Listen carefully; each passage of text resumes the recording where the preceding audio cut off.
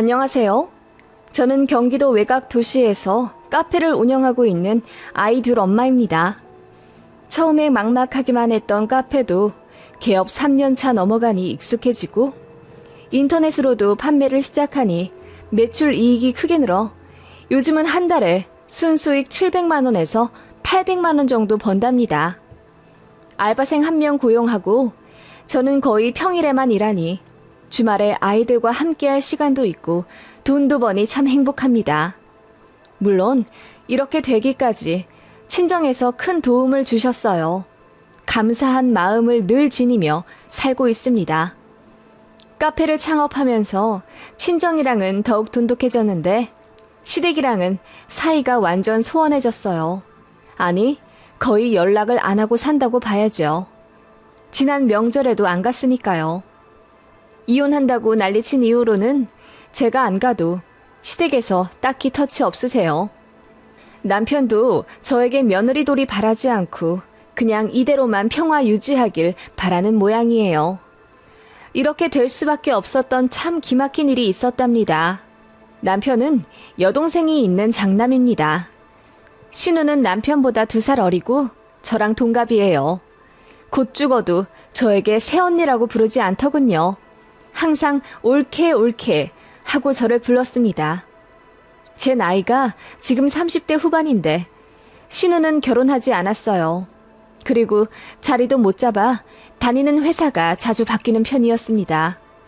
지역 이동도 어찌나 자주 하는지 분명 몇 달 전까진 서울에 살고 있었는데 명절에 만나 이야기해보면 부산에 가 살고 있다고 하더라고요. 그리고 그 다음 명절에는 대구에 가 있기도 했고요. 그런 식으로 종잡을 수 없는 사람이었고 워낙 실증을 잘 느껴 그런지 남자도 오래 못 만나더라고요. 저 결혼할 때까지만 해도 신우도 만나던 남자와 결혼 준비를 하는 것 같았는데 파혼하고 한동안 남자 안 만나는 것 같더라고요. 그런 신우를 어머님은 늘 딱하게 여기고 눈물 지으셨습니다. 에휴, 불쌍한 우리 딸. 운 안 좋아서 대학 한번 미끄러지더니 인생이 안 풀리네. 그때는 지 좋다는 남자도 있었는데 그놈이나 잘 잡아서 결혼시킬 걸 그랬나 봐. 걔가 지금 세무사인지 뭔지 하고 있다던데 그런 놈한테 시집 갔으면 지금 고생 안 하고 떵떵거리며 잘 살 텐데. 어머님은 그렇게 신우의 지난 날을 회상하며 신우가 운이 안 좋아 일이 안 풀린다고 하셨습니다. 그런데 대학에 아깝게 미끄러진 것도 아니고 신우는 원래 공부 안 하던 날라리였고 전문대 넣으면 붙었을 텐데 마음에 드는 과가 없다고 해서 그냥 대학 진학 안 하고 바로 알바했다고 들었어요. 그마저도 서너 달 하다 관두길 거의 10년 했다고 했고요.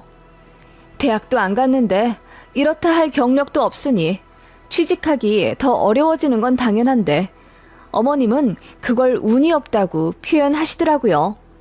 게다가 자꾸 세무사 남자 이야기를 꺼내시는데 제가 그 얘기를 정확히 알아요. 신우를 좋아한 게 아니라 신우가 그 남자를 좋아했었어요. 그래서 고백을 했는데 까였고 신우가 오기가 생겨 딱 일주일만 사귀어보자고 했는데 그걸 그 남자가 응했나 봐요. 혹시나 해서 사귀어봤는데 역시나 신우가 별로인 걸 알고 일주일 조건 딱 되자마자 헤어지자고 했는데 신우는 세상 슬픈 시련 겪는 사람처럼 몇 달을 울고불고 했다더군요.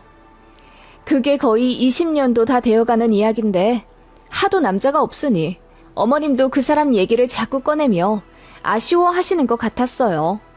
너무 당황스러웠지만 어머님의 신우 걱정이 대단해 보였기에 쉽사리 얘기를 꺼낼 수가 없었습니다.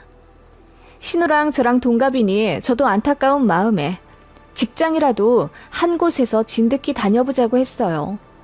그렇게 안정적인 직업을 갖게 되면 소개팅도 들어오고 그러니까요. 그렇게 조언을 했더니 신우가 올케가 내 입장 되어봤어? 나는 안 맞는 사람이랑 1초도 같이 못 있어. 그리고 난 남 밑에서 일 못하는 성격 같아. 나한테 자꾸 지시하면 너무 짜증나더라고. 라고 하길래 제가 사회생활이 다 그렇지 않느냐, 남의 돈 받는 게 그럼 쉬운 일이겠냐고 얘기했더니 시어머니가 저 멀리서 저희 얘기를 듣다가 한 걸음에 달려와 제 등짝을 때리더군요. 아무리 그래도 네 신우인데 무슨 조언을 하고 그러니? 가뜩이나 둘이 동갑인데 올케인 네가 먼저 조심해야지. 기분 상할 이야기는 하는 게 아니다. 라고 저를 혼내시더군요. 그때가 저 결혼한 지 2년 정도 되었을 때였고 저는 임신 중이었어요. 뱃속에 아이도 있는데 신우한테 사회생활 조언했다는 이유로 등짝 맞으니 세상 서럽더라고요. 남편도 그 얘기 듣고 화가 나서 시부모님한테 대들고 싸웠다가 한 1년 시댁이랑 왕래 안 한 적 있습니다. 아예 안 보고 살 거라고 큰 소리 뻥뻥 치시더니 제가 아이 낳으니 손주 보고 싶어서 슬그머니 연락하시더라고요. 아무튼 그런 시댁이라 제가 정이 붙을 수가 없었습니다. 그리고 신우 때문에 자꾸 시댁에 돈을 들이게 되었어요. 참고로 시댁은 지방에 있는 현재 시세 1억 2천짜리 작은 아파트 하나와 아버님 연금으로 노후 준비를 끝내신 상태이고 아버님 연금이 그리 많지 않기 때문에 어머님도 환갑 다 되실 때까지 일을 쉬지 못하고 부업하시며 돈을 버셨어요. 아마 어머님마저 일 관두시면 두 분이 연금으로 사셔야 하는데 200만 원도 안 되기 때문에 많이 아끼셔야 하거든요. 그런데 어느 순간부터 매번 돈 없다 타령을 하시더라고요. 이상해서 자세히 여쭤보니 신우한테 월 70만 원씩 준다 하시는 거예요. 다 큰 성인한테 왜 아직도 용돈을, 그것도 70만 원이나 주냐고 남편이 물으니 신우가 꽤 오래전부터 일을 못하고 있는 상태라고 하더군요. 그때가 저는 둘째 아이까지 낳은 35살이었고요. 남편도 듣다 못해 답답해서 신우한테 직접 연락해 일 좀 하라고 잔소리 하더군요. 참고로 저희 결혼할 때 예단 문제 때문에 신우랑 남편이랑 크게 싸워서 사이가 별로 안 좋습니다. 양가에서 1원도 지원 안 받고 결혼하기로 합의한 상태였고 당연히 예물 예단도 다 생략하기로 결정했습니다.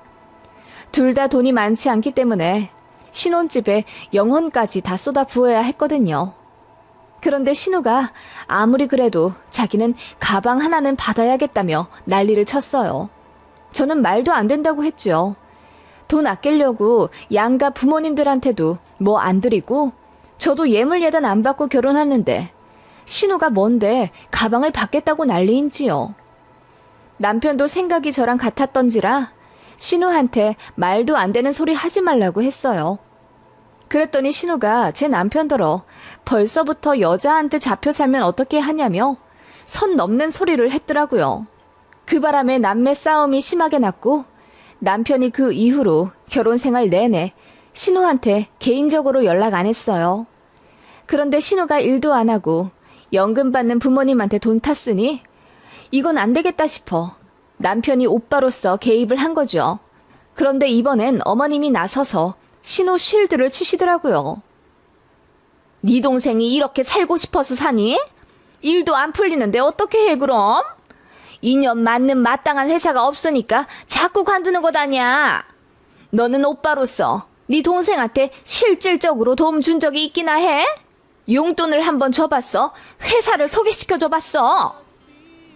그 말에 남편이 다 큰 동생 용돈을 왜 주고 지 앞가림을 자기가 알아서 해야지 왜 자기가 취직을 시켜줘야 하냐며 따졌죠.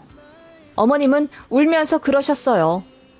네 동생 아무래도 앞으로도 결혼을 못할 것 같고 마땅한데 취직도 못할 것 같은데 니들 부부가 좀 걷어주고 살아야 할 판이다. 우리가 살면 얼마나 살겠니?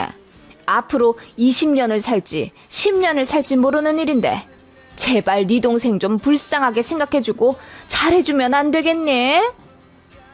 정말 기가 차더라고요.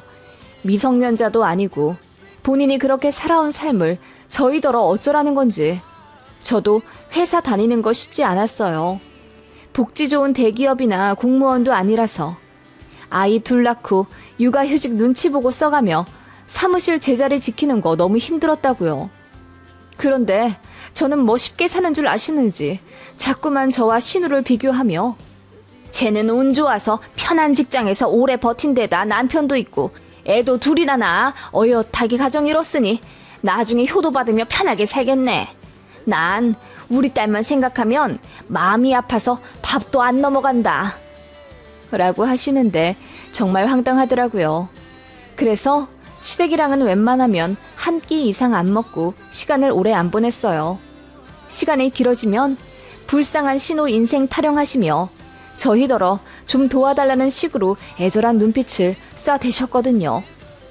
그래서 저도 둘째 낳고 회사 관두게 된 상황이라 정말이지 제 코가 석자인 상황이었어요. 그래서 용돈은 꿈도 꾸지 말라고 시댁에 단호하게 이야기했더니 시무가 저에게 한동안 오래 삐졌습니다. 그러거나 말거나 신경 안 쓰고 있었죠. 그즈음 친정에서 오랫동안 골치 아프게 소송하고 있었던 땅 상속 문제가 해결되어 친정아빠 앞으로 3억 2천 정도 들어오게 되었습니다. 그래서 나중에 어떻게 될지 모르니 저랑 제 동생에게 미리 재산 증여 해주고 싶다며 1억 정도씩 주겠다 하셨죠. 나중에 주는 것보다는 지금 당장 돈들이 필요한 나이이니 현실적으로 빨리 해주는 게 낫겠다 판단하신 거예요. 너무 감사했습니다. 그래서 그 돈으로 집 대출 갚는 데 쓸까 하다가 더 늦기 전에 제 꿈을 위해 도전해보고 싶었습니다. 남편도 그리하라 밀어주었고요. 저는 회사 다니면서 바리스타 자격증을 땄고 제과 제빵에 관심이 무척이나 많았어요. 그래서 꼭 베이킹 카페를 운영해보고 싶었습니다.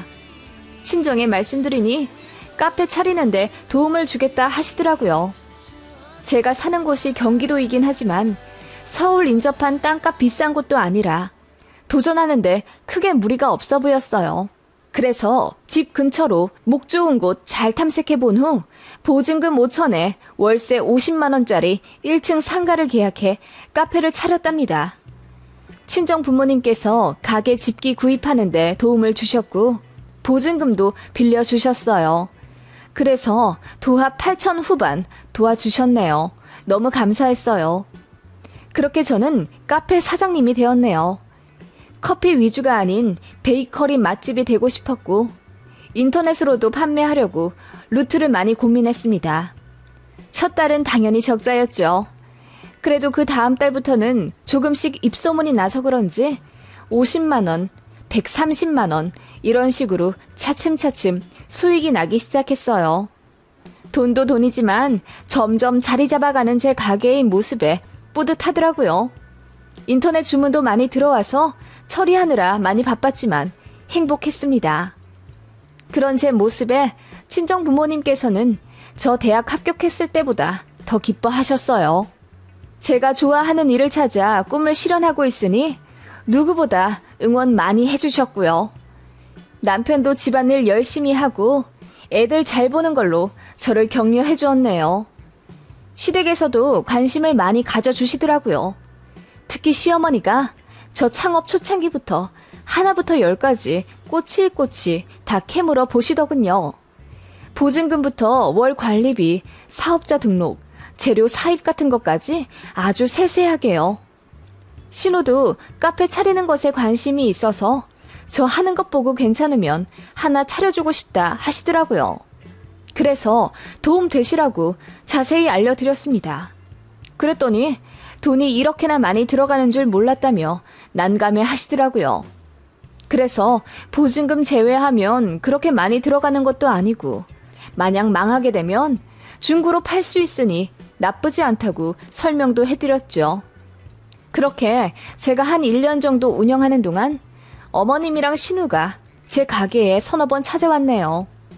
신우는 처음엔 제 가게 들어오면서 입을 대빨 내밀고는 어머, 올케가 이런 재주가 있는 줄은 몰랐네?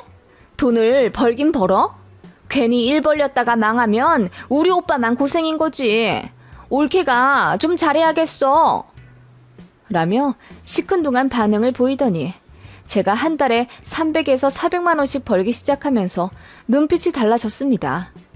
제가 돈을 잘 버는 것 같아 보이니 제 가게에서 하루만 알바하게 해달라고 조른다거나 제 매출 기록표를 보여달라고 떼쓰곤 했습니다. 그래서 딱 잘라 싫다고 했더니 기분 나쁜지 그 이후로는 저한테 연락 안 했지만 시어머니 통해서 이런 부탁을 하더군요. 애미야, 가게 출근은 잘했냐? 다름이 아니라 네 신우 부탁이 있어서 전화를 좀 했다. 들어주면 좋겠구나. 네? 네, 어머님, 무슨 일이신데요? 들어줄 수 있지? 어머님, 들어봐야 알죠. 얘기 먼저 해주세요. 그러자 어머님은 잠시 뜸을 들이더니 입을 여시더군요. 네 신우를 알바로 고용해줄 순 없겠니? 평일에 말이다. 너도 점점 바빠지는데 일손 부족하지? 이럴 때 가족끼리 서로 도우면 좋지. 우리 딸도 돈 좀 벌어야 하는데 곧 죽어도 회사는 나가기 싫다 하는데 네 가게에서 알바하면서 카페 일 좀 배워보는 게 좋을 것 같아서. 어머님, 저는 가족끼리 같이 일하고 싶지 않아요. 그리고 아직은 알바 안 써도 되고요. 그리고 아가씨 집이랑 여기는 꽤 먼데 출퇴근은 어떻게 하려고 알바를 한다는 거예요? 니들 집에서 다니면 되지. 평일에만 있다가 주말에 집에 내려오고. 네? 그건 절대 안 되죠. 제가 놀라서 딱 잘라 거절했습니다. 제 귀를 의심했어요. 알바하는 건 둘째치고 저희 집에 들어와 합가를 하겠다니요. 사이가 좋은 신호도 아닌데 너무 어이가 없었습니다. 제가 단칼에 거절하니 어머님이 서운하다며 생각이라도 해보지 그러냐 하더군요. 저는 무조건 싫다고 했습니다. 그랬더니 알겠다 하셨는데 며칠 뒤에 또 연락하시더군요.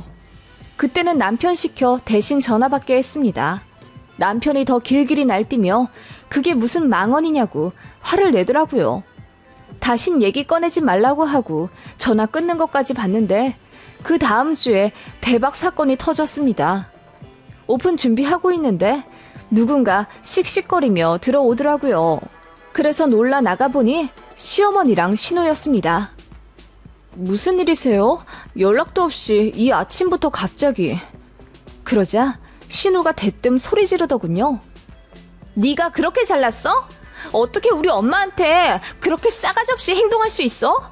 우리 엄마도 그런 부탁한 거 쉽지 않았어. 좀 좋게 이야기해주면 어디가 덧나냐? 내가 싸가지 없었다고요? 지금 아가씨 행동은 싸가지 있는 거고요? 저도 같이 맞서 싸우니 신우가 움찔하더군요. 그때 시모가 나서더니 얘가 틀린 말했니? 너 우리 아들 조종했지? 대체 내 아들한테 뭐라고 얘기를 했길래 걔가 그렇게 화를 내? 그리고 너희도 참 웃기다. 남도 아니고 여동생인데 좀 짠하게 생각하고 걷어주면 어디가 덧나? 그리고 넌 어떻게 너만 생각하냐? 라고 하시는데 정말 어이가 없더군요. 조종이요? 아니, 막무가내 아가씨를 우리 집에 보낸다고 하질 않나. 알바를 시켜달라고 하니 애들 아빠가 더 창피해 하던데요? 그러니까 화를 냈겠죠. 내가 그리 말하라 시켰겠어요? 그리고 생각해보세요. 아무리 가족 사이라도 알바로 고용하는 건 다른 문제인데 저도 근태를 봐야 하지 않겠어요? 아가씨가 회사를 진득하니 다닌 적이 있긴 하냐고요. 성실하지도 않고 나한테 막말하는 걸로 봐서 싸가지도 없는데 제가 뭘 보고 아가씨를 믿고 알바를 시켜요? 저도 화가 나서 소리를 지르며 대들었습니다. 그랬더니 신우랑 시모 둘 다 입이 쩍 벌어지며 당황해 하더군요. 저는 늘 조용조용한 사람이었고 웬만하면 참는 올케이자 며느리였거든요. 잠시 뒤 시모가 정신을 차린 듯 저에게 삿대질을 하며 너는 그래서 안 되는 거야. 결혼이라는 게 뭐니? 남자 좋아서 그냥 같이 살면 망고 땡이야? 상대 가족도 끌어안는 게 결혼이다. 니들끼리 잘 먹고 잘 살려고 하는 건 결혼이 아니라 이기적인 거라고. 네 신우가 자리를 잡아야 온 가족이 행복한 거지. 딱한 네 신우는 생각도 안 하니? 나 같으면 알바가 뭐야. 어느 정도 자리 잡았으면 네 신우한테 카페를 넘겨주겠다. 너는 얼마든지 회사 다시 취직할 수 있지 않니? 누가 봐도 네 신우 사정이 더 급한데 어쩜 너만 생각하니? 그 말에 저는 어안이 벙벙해 머리가 띵하더라고요. 신우에게 제가 왜 카페를 넘기죠? 어이가 없어서 웃음이 나오더라고요. 제 친정에서 이 카페 차리는데 도움 준 거 아시고도 그런 말씀이 나오세요, 어머님? 그러자 어머님이 잠시 잊었다는 듯 당황해 하시더군요.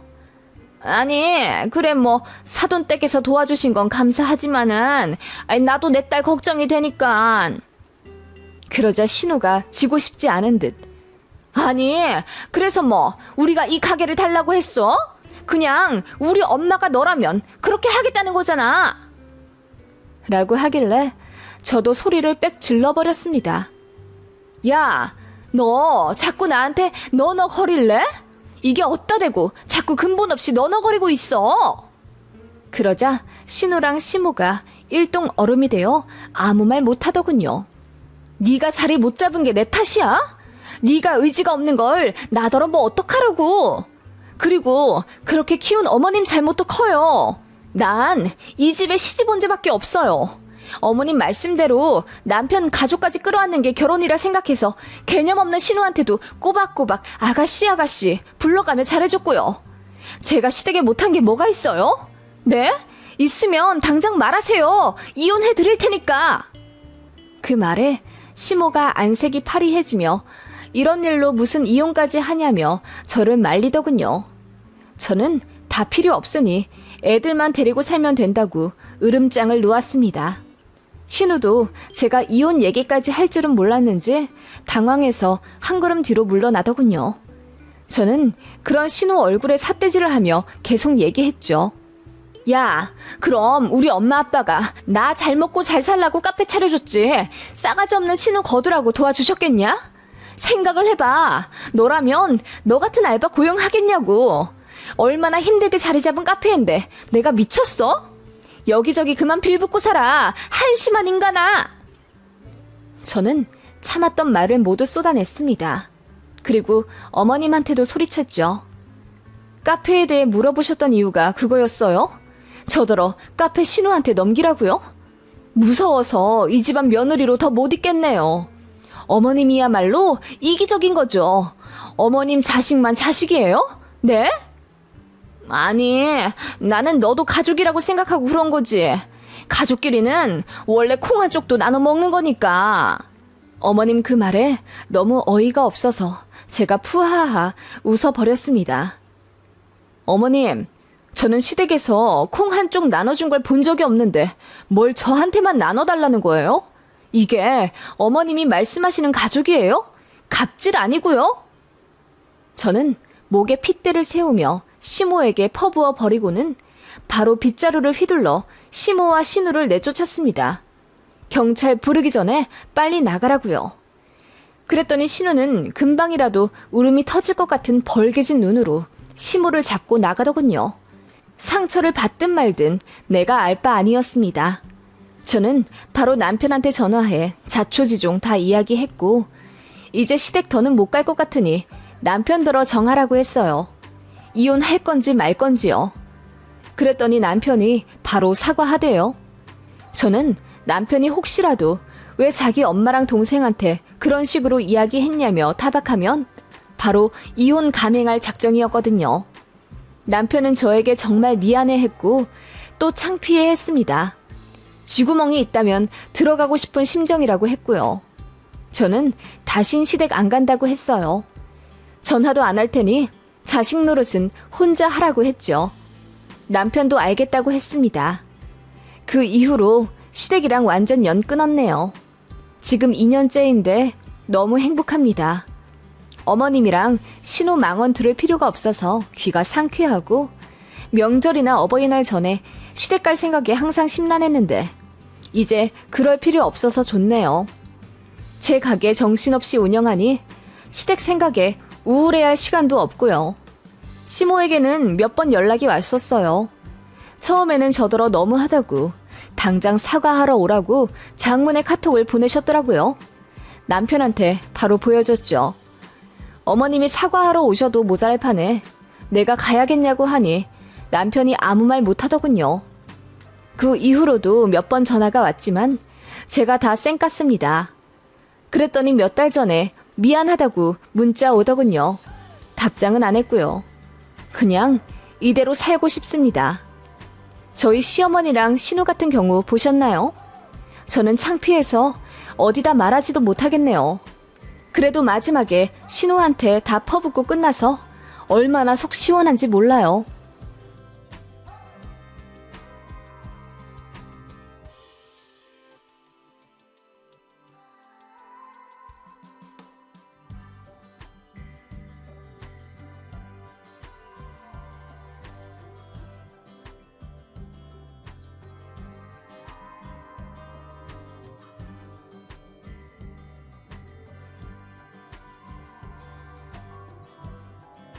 안녕하세요. 10년 전 이혼 후 싱글의 삶을 살고 있는 40대 초반의 여자입니다. 이혼녀라고 불쌍하게 보실 분들도 계실 것 같아 제 소개를 하자면 직업은 자영업이고 자리를 잘 잡아서 5년 전부터 꾸준히 연 순수익 1억에서 1억 5천은 가져갑니다. 일하는 것도 재미있고 연애도 가끔씩 하며 잘 살고 있어요. 물론 외로움을 느끼지 못한다면 거짓말이겠지만 그건 기혼 분들도 마찬가지지 않나요? 배우자와 소통에 어려움이 있으면 같이 살면서도 외로움을 느끼는 분들이 많은 것 같아요. 그래서 저는 결혼은 선택이지 필수가 아니라고 생각하는 사람이랍니다. 그걸 이혼하고 나서야 알게 되었지만요. 그리고 가까이에 엄마가 있어서 괜찮더라고요. 저도 엄마를 챙겨드릴 수 있어서 안심이 되고요. 이런 삶에 저는 200% 만족 중이라 아직까진 행복합니다.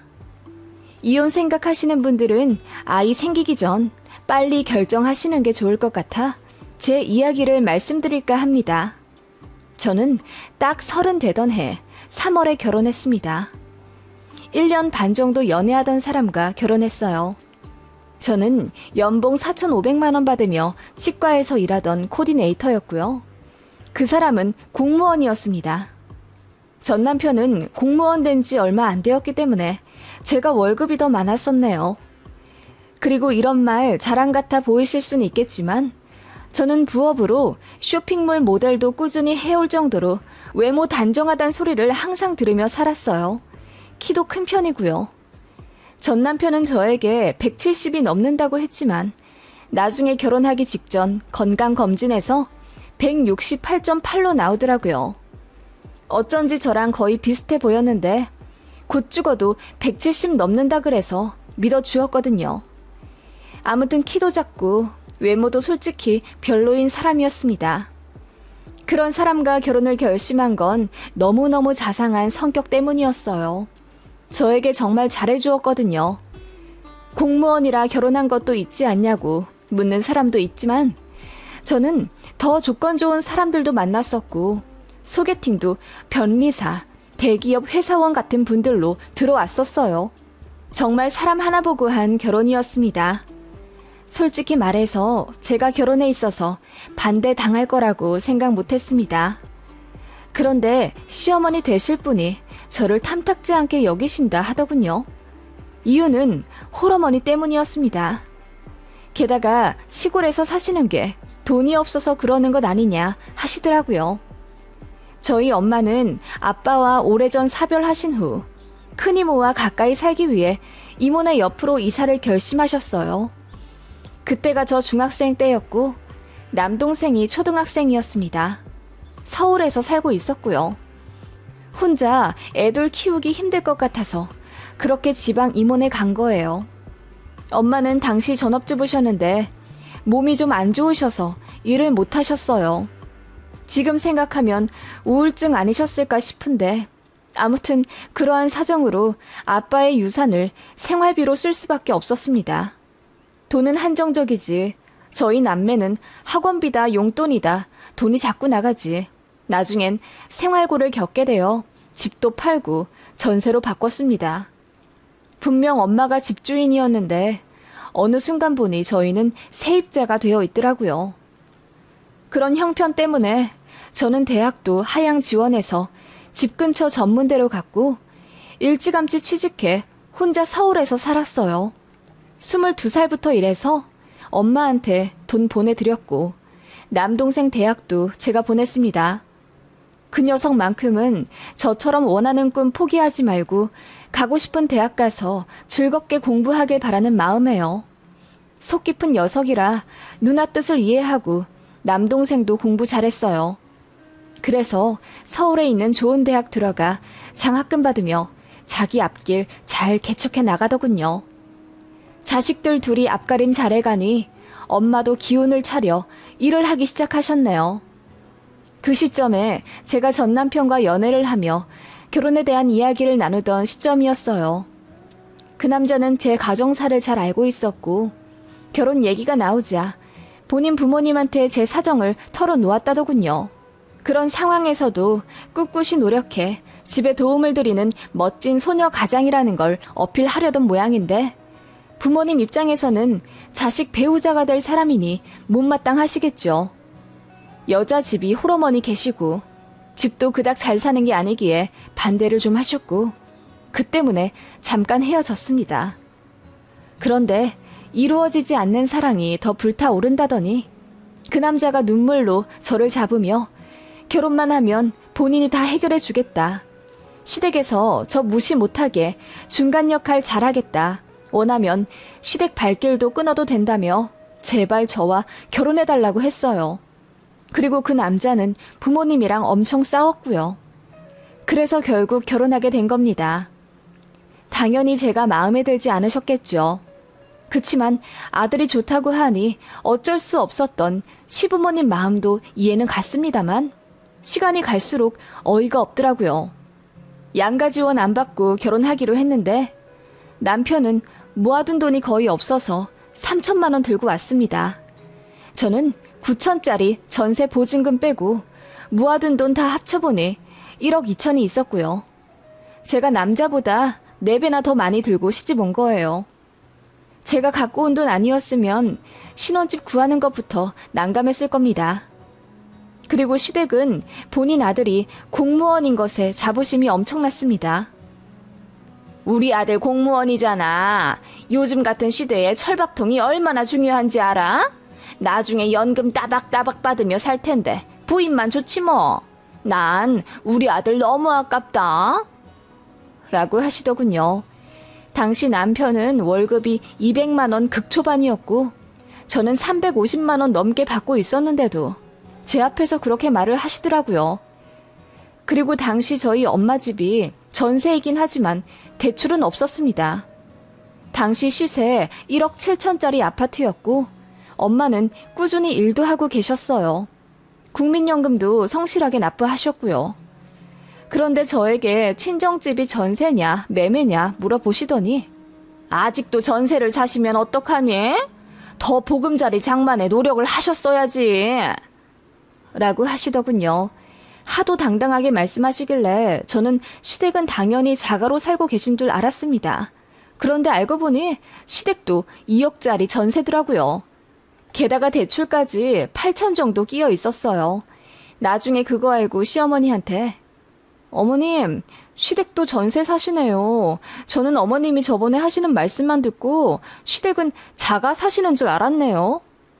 라고 대놓고 말했더니 어머님이 얼굴이 시뻘개지시며 아니, 우리는 둘이잖니. 니네 친정엄마는 혼자 계시고 혼자 사시면 노후 준비에 더 힘을 쓰셨어야지. 라고 하시더군요. 부모님 2분 다 계시면 전세 살아도 되고 혼자 계시면 전세 살면 안 되나요? 시어머니는 이상한 논리를 펼치며 제 친정을 그렇게 까내렸습니다. 그리고 제 남동생이 공부를 좀 오래 했었고 대학원 졸업 후 바로 취직하지 않고 연구실에서 교수님 도와 일을 좀 하고 있었습니다.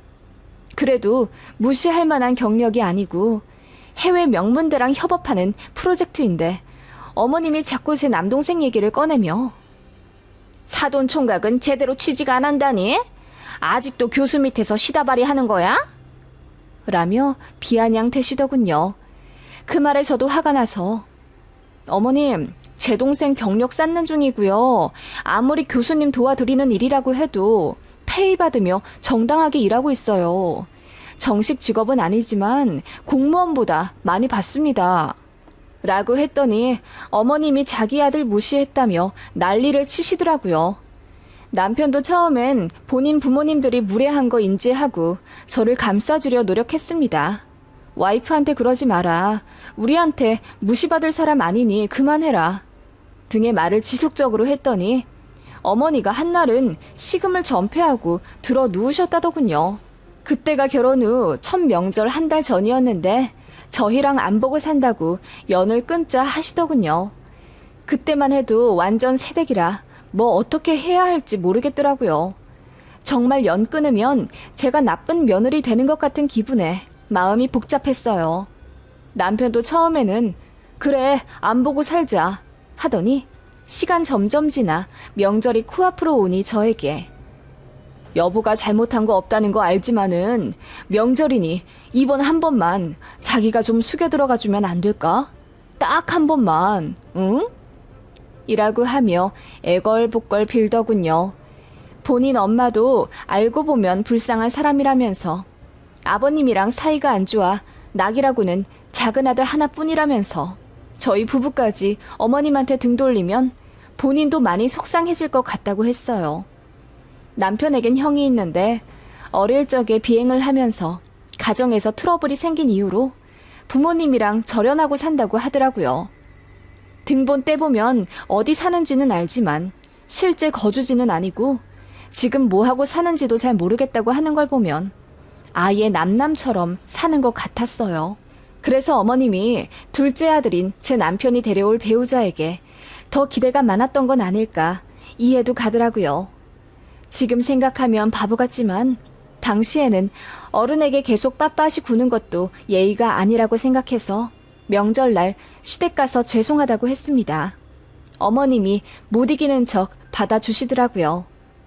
그런데 그날 이후로 어머님은 더욱 의기양양해지셨고 갑질이 최고조가 되셨습니다. 예를 들면 제가 일하고 있는데도 시도 때도 없이 전화를 해서 화장품 좀 사서 보내라. 주말에 어디 좀 예약해라. 뭐 좀 알아봐달라 하면서 저를 비서처럼 굴리시더라고요. 본인 아들한테는 안 하고 오로지 저한테만요. 그런 식으로 며느리 길들이기를 본격적으로 하시길래 제가 스트레스 너무 많이 받아서 남편한테 중재 좀 해달라고 했습니다. 남편이 저번에 저더러 한 번만 숙여주면 그 다음부터 본인이 책임지고 더 고부 관계 갈등 해소에 노력을 하겠다고 했거든요. 그런데 남편의 행동이 달라졌어요. 심드렁하게 굴며 그냥 좀 맞춰드려줘. 해줄 수 있는 것들이잖아. 여보를 딸처럼 생각하시니 그런 부탁도 하시는 거지.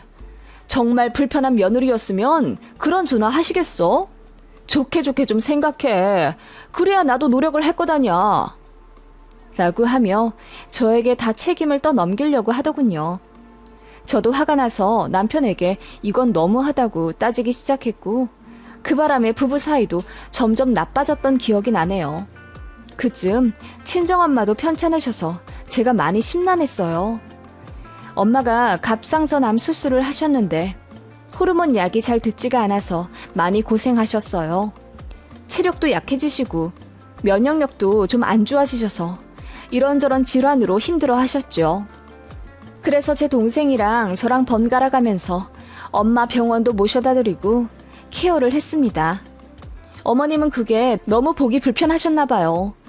제가 2주에 한 번씩 친정에 가니 너는 결혼도 한 애가 무슨 친정에 그리 자주 가니? 엄마 편찮으시면 사돈 총각한테 좀 봐달라고 해. 아님 동생 빨리 장가보내서 올케라도 드리든가. 너 네 친정엄마한테 병원비도 드리지? 라며 독서를 내뿜으시더라고요. 그런데 시어머니가 그런 말을 하실 입장이 안 되시거든요. 저희는 시댁에 다달이 용돈을 드리고 있었습니다. 월 30만 원씩이요. 처음부터 저희한테 용돈을 받겠다 요구하셨고 최소 30만 원이지 아버님 어머님 임플란트 비용이랑 냉장고 갑자기 고장났다 하셔서 그것 바꿔드리느라 신혼 첫 1년에 1,000만 원은 넘게 썼어요. 그러면서 제가 친정엄마 병원비로 한 달에 10만 원 정도 쓰는 것 가지고 뭐라고 하니 어이가 없는 거예요. 네, 당연히 드려야죠.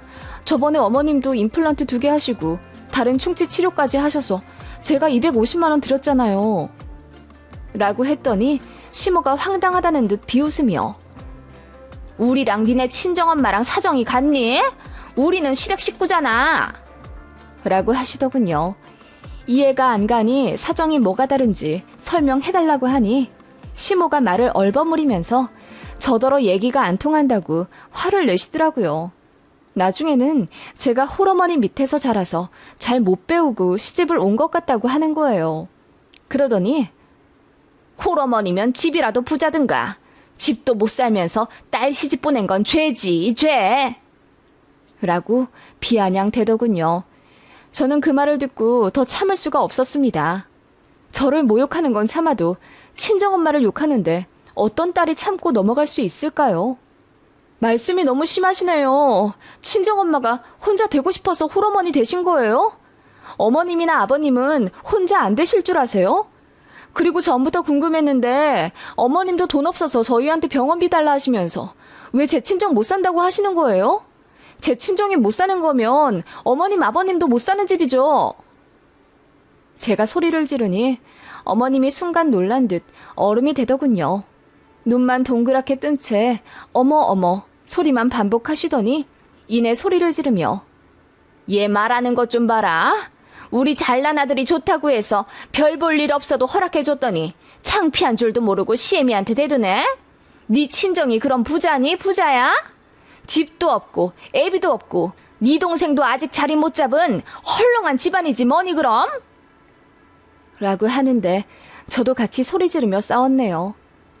제 친정집은 적어도 대출은 없어요. 그리고 자리 못 잡았으면 어때요?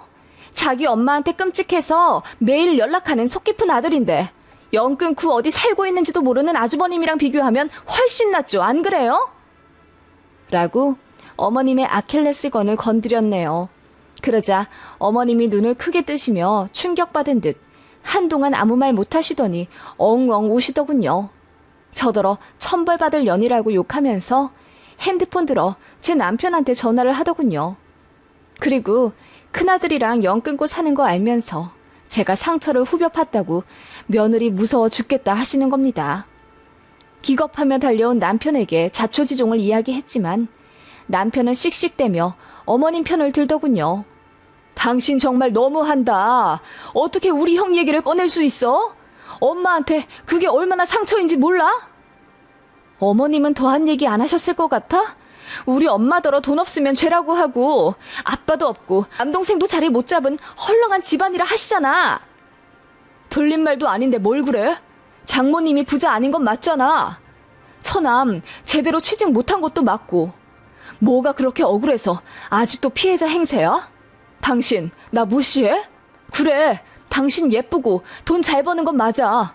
공주 대접 안 해줬다고 지금 이러는 거야? 뭐라고? 지금 대체 무슨 말을 하는 건데? 저는 너무 어이가 없더라고요. 갑자기 자격지심과 열등감을 내비치는 남편에게 너무나도 큰 실망을 했습니다.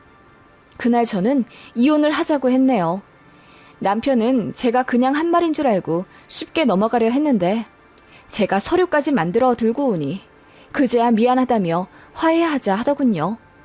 싫다고 하고 시댁에도 알렸습니다. 이런 집안이랑 더 엮이기 싫고 어머님이랑 눈도 마주치기 싫다고 했어요. 어머님도 처음엔 놀라셨다가 나중엔 이혼하라고 큰 소리 치시더군요. 내 아들 돌아와서 좋네 뭐. 너 같은 년은 어차피 우리 아들한테 못 갖다 대. 하시며 이혼하라 하셨고 남편도 마지못해 결국 이혼 도장 찍어주더군요. 재산 정리할 것 다 하니 1년 정도 걸리더라고요. 그리고 전 엄마랑 같이 살기 위해 지방으로 내려왔습니다. 처음엔 하던 일 계속 하려고 했는데 영 페이가 안 맞더라고요. 그래서 퇴직금으로 쇼핑몰을 냈습니다. 전부터 저도 부업으로 쇼핑몰 모델을 해왔기 때문에 이쪽 생리는 잘 알고 있었어요.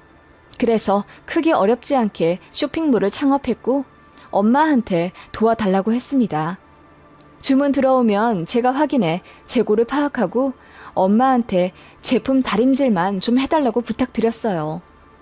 그렇게 집에서 엄마랑 하던 쇼핑몰이 점점 대박이 났습니다. 나중엔 사무실을 차려야 했고 스팀 다리미 하나로는 부족해 아예 옷 구김을 피는 기계를 샀어요. 직원도 구했죠. 그렇게 이혼 3년 후부터 연 순수익 8천 이상 나기 시작했고 중간에 한번 휘청한 적은 있지만 그래도 최고로 벌어본 건 월 5천만 원도 찍어봤네요. 5년 전부턴 1억 이상은 벌고요. 제 남동생도 이름 되면 다 알만한 기업 수석 연구원으로 들어가게 되었습니다. 첫 월급을 700만 원 갖고 오더군요. 그리고 오래 사귀던 착한 여자친구와 결혼도 했고요. 제가 축의금으로 5천만 원 해줬습니다. 엄마 집도 새로 사드렸죠. 솔직히 엄마랑 같이 시작한 사업이기에 엄마 목도 분명하다고 생각했어요. 정원을 좋아하는 엄마를 위해 테라스 있는 아파트로 사드렸는데